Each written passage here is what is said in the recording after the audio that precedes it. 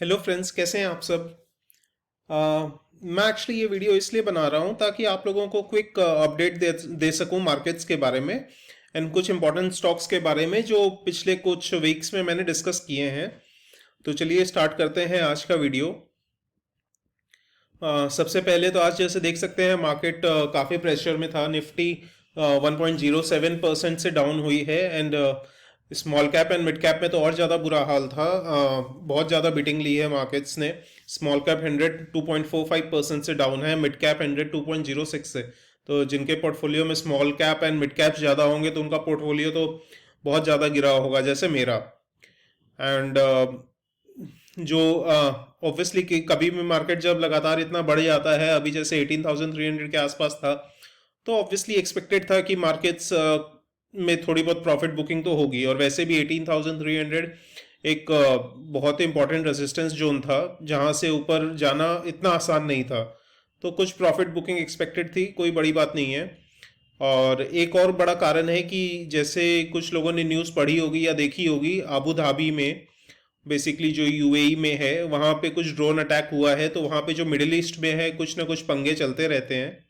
तो वहाँ पे कुछ ऑयल टैंकर्स वगैरह, कुछ ड्रोन अटैक की वजह से बॉम्ब ब्लास्ट वगैरह हुआ है। तो उससे क्या हुआ है कि सप्लाई कंसर्न्स हो गए हैं ऑयल ऑयल को लेकर, जिसकी वजह से ऑयल के प्राइस बढ़ रहा है। ऑयल का प्राइस जब भी बढ़ता है तभी तभी इंडस्ट्रीज एंड मार्केट्स प्रेशर में आ जाते हैं थोड़ा।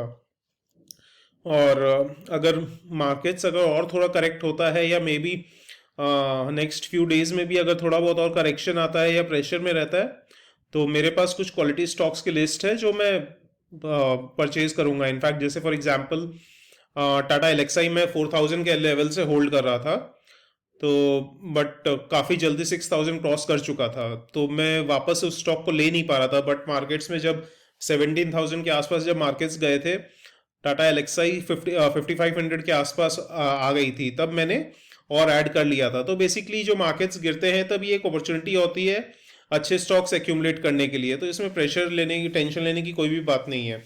अगर अपना होराइजन, टाइम होराइजन 2 साल 3 साल 4 साल है, तब भी मार्केट्स आराम से अच्छा रिटर्न्स देंगे। कोई एज सच कोई प्रॉब्लम होनी नहीं चाहिए। और वैसे भी मेरा होराइजन टू 5 to 10 ईयर्स का है, तो मैं फ्रैंकली इन सब चीज़ों से कोई फ़र्क नहीं पड़ता। इनफैक्ट ये एक बहुत ही अच्छी अपॉर्चुनिटी होती है जो बहुत अच्छे अच्छे स्टॉक्स हम लोग अच्छे प्राइस में वापस खरीद सकते हैं। सपोज कोई भी अच्छा स्टॉक जो हम लोग कम ले पाए एंड अचानक से उसका प्राइस बढ़ गया है, तो वापस अगर वो थोड़ा करेक्ट होता है तो हम लोग और क्वांटिटी एक्यूमुलेट कर सकते हैं। चलिए कुछ स्टॉक्स के अपडेट देते हैं। तत्व चिंतन, जो लोग स्टॉक को ट्रैक कर रहे होंगे वो देखे होंगे कि आज शेयर का प्राइस ऑलमोस्ट 9% गिर गया है। मैंने भी इसके ऊपर एक वीडियो बनाया था जनवरी 15 को, यानी सैटरडे को। 2815 तब प्राइस चल रहा था। अभी करंट प्राइस इसका 2610 है। इसका मेजर फैक्टर जो है वो इसका जो क्वार्टरली रिजल्ट्स है, टू एन एक्सटेंट बैड ही आया है। स्पेसिफिकली मार्केट्स को जितनी एक्सपेक्टेशन थी उससे तो बहुत ज़्यादा खराब आया है। ईयर ऑन ईयर बेसिस पे 31% जंप हुआ है नेट सेल्स में, एंड नेट प्रॉफिट में 9.2% जंप हुआ है कंसोलिडेटेड नेट प्रॉफिट में। लेकिन जो क्वार्टर ऑन क्वार्टर अगर आपने देखेंगे, तो अपने देख सकते हैं कि नेट सेल्स बेसिकली सितंबर 2021 में 116 करोड़ की थी, जो दिसंबर 2021 में 101 करोड़ की हो गई है। तो बेसिकली नेट सेल्स भी गिरी है एंड प्रॉफिट आफ्टर टैक्स भी काफ़ी गिरा है। ईपीएस भी कम हुआ है। तो इसकी वजह से काफ़ी तत्व चिंतन गिरा है, यानी ये नेक्स्ट फ्यू डेज में भी प्रेशर में रहेगा, क्योंकि ये बेसिकली एक ग्रोथ कंपनी है, हाई पी कंपनी है। तो ये सब कंपनीज में क्या होता है कि मार्केट्स को बहुत ज़्यादा एक्सपेक्टेशंस रहती हैं। अगर वो रिजल्ट्स उसके आसपास नहीं आते तो बहुत अच्छी हैमरिंग मिलती है इन सब स्टॉक्स को। तो जैसे वैल्यू स्टॉक्स होते हैं जो ऑलरेडी काफ़ी डिस्काउंट पे होते हैं, तो उनमें कोई प्रॉब्लम नहीं होती। लेकिन ये सब बहुत प्रीमियम पे, बहुत हाई वैल्यूएशन पे होते हैं। तो ये सब स्टॉक्स में अगर रिजल्ट्स वैसे नहीं आते जैसे मार्केट्स एक्सपेक्ट कर रहा है, तो कोई बड़ी बात नहीं है, काफ़ी गिरेगा। मैं पर्सनली अभी इसको होल्ड करने वाला हूँ, क्योंकि मुझे इस कंपनी के फ्यूचर के ऊपर यकीन है। एंड पर्सनली मैं इन सब चीज़ों में यकीन नहीं रखता कि अच्छे स्टॉक को आप जब गिर रहा हो तब बेच दो एंड वापस खरीद लो। ऐसे बेसिकली ट्रेडिंग हो जाती है एंड उससे फ्रैंकली मार्केट को इतना टाइम करना या किसी भी स्टॉक को टाइम करना पॉसिबल नहीं है। हम लोग को एग्जैक्टली नहीं मालूम कि स्टॉक किस प्राइस तक गिरेगा एंड किस प्राइस से वापस भागने लगेगा। तो ज़्यादा से ज़्यादा अपने ये कर सकते हैं, स्पेसिफिकली मैं जो करता हूँ, अगर अच्छे स्टॉक्स रहते हैं और अगर वो किसी भी वजह से गिर रहे होते हैं तो मैं उनको एवरेज कर लेता हूँ। चलिए नेक्स्ट स्टॉक जो है वो है केपीआई ग्लोबल। ये एक basically small cap, very small cap solar energy में है। अगर मैं सारे वीडियोस की लिंक डाल दूंगा जिनमें मैंने ये सब स्टॉक्स डिस्कस किए हैं, तो कोई चेकआउट करना चाहता है तो कर सकता है। मैंने जनवरी 11 को वीडियो बनाया था, तब इसका प्राइस 418 था। अभी आप इसका प्राइस देख सकते हैं 461 है। इसका रिजल्ट्स भी कल ही आया है, तो इसका रिजल्ट्स बहुत एक्सीलेंट हुआ है, तो जिसकी वजह से आने वाले दिनों में भी उम्मीद है कि केपीआई ग्लोबल का प्राइस कंटिन्यू रहेगा बढ़ना। नेट सेल्स आप देख सकते हैं सितंबर 55.47 करोड़ से 57.81 करोड़ हो गए हैं। प्रॉफिट आफ्टर टैक्स भी बढ़ा है, ईपीएस भी बढ़ा है, तो ये एक बहुत पॉजिटिव फैक्टर हो जाता है। मैं पर्सनली ईयर ऑन ईयर की बजाय क्वार्टर ऑन क्वार्टर पे ज़्यादा यकीन करता हूँ, क्योंकि स्पेसिफिकली लास्ट ईयर कोविड ज़्यादा इम्पैक्टेड था एंड पिछले क्वार्टर में कोविड का इम्पैक्ट इतना नहीं था, तो ईयर ऑन ईयर इतना मायने नहीं रखता compare to quarter on quarter. Next जो स्टॉक है वो है ग्रीन पैनल इंडस्ट्रीज। मैंने ये जनवरी 7 को इसके ऊपर वीडियो बनाया था। मैं स्टॉक को लेकर बहुत बुलिश हूँ। ये बेसिकली वुड इंडस्ट्री में काम करती है, प्लाईवुड वगैरह। तो इसका प्राइस उस समय था 439, अभी आप देख सकते हैं 461, तो ऑलमोस्ट 5% अप है उस प्राइस से। नेक्स्ट जो स्टॉक है वो लैंसर कंटेनर्स। इसका जब मैंने वीडियो बनाया था जनवरी 7 को तो 193 पे था, अभी इसका प्राइस 225 है। एंड फ्रैंकली मैं इस स्टॉक को लेकर बहुत बुलिश हूँ, क्योंकि एक्सपोर्ट्स कुछ प्रेशर में थे, क्योंकि कोविड दुनिया भर में फैल रही थी, तो इस वजह से एक्सपोर्ट्स डाउन हो रहे थे, तो इस वजह से कुछ दिन बीच में प्रेशर में था ये स्टॉक। बट अभी जैसे आप देख रहे हैं धीरे धीरे कोविड के कंसर्न्स ईज हो रहे हैं, मीडिया भी इतना हाईलाइट नहीं कर रही है, एंड तो होपफुली लैंसर कंटेनर्स अभी शॉर्ट टर्म में भी मेरे को जो उम्मीद है कि ये प्राइस इसका बढ़ेगा शॉर्ट टर्म में भी, एंड लॉन्ग टर्म के लिए तो बहुत ही अच्छा स्टॉक है, क्योंकि कंटेनर्स की डिमांड अभी बहुत रहने वाली है। इसकी जो क्रंच चल रहा है कंटेनर्स का, कंटेनर्स की जो डिमांड है वो फुलफिल नहीं हो पा रही है, क्योंकि कंटेनर्स उतने नहीं है।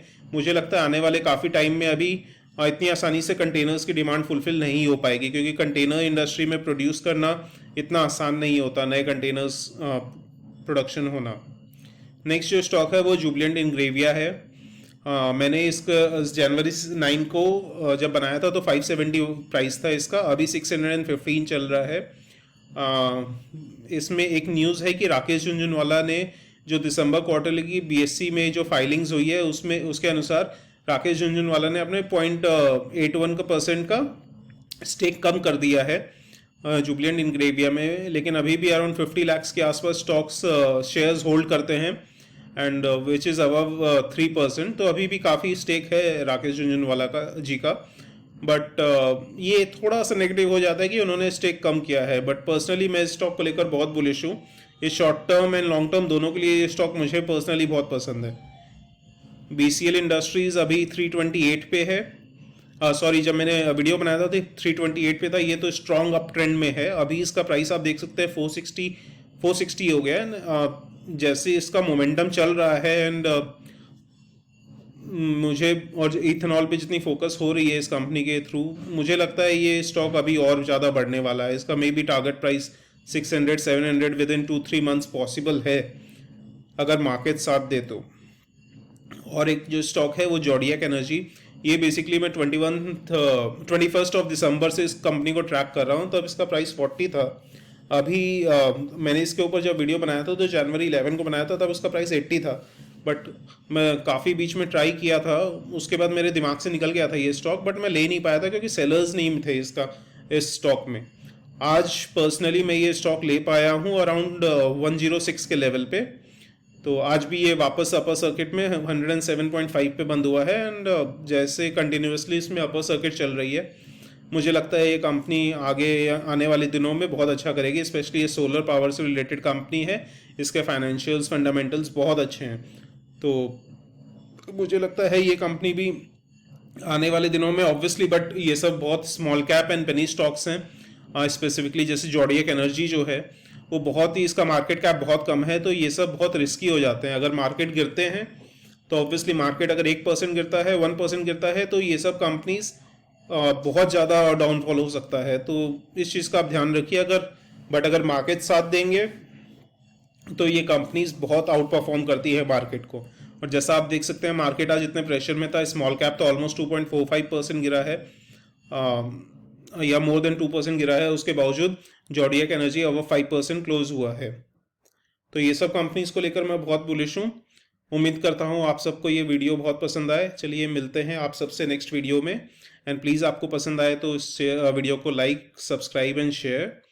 और प्लीज़ इस वीडियो को या मेरे कोई भी सजेशंस को आप एक इन्वेस्टमेंट एडवाइस के तौर पे मत लीजिएगा। ये बेसिकली एजुकेशन एंड लर्निंग से रिलेटेड पर्पस है इस वीडियो का। चलिए, थैंक यू सो मच।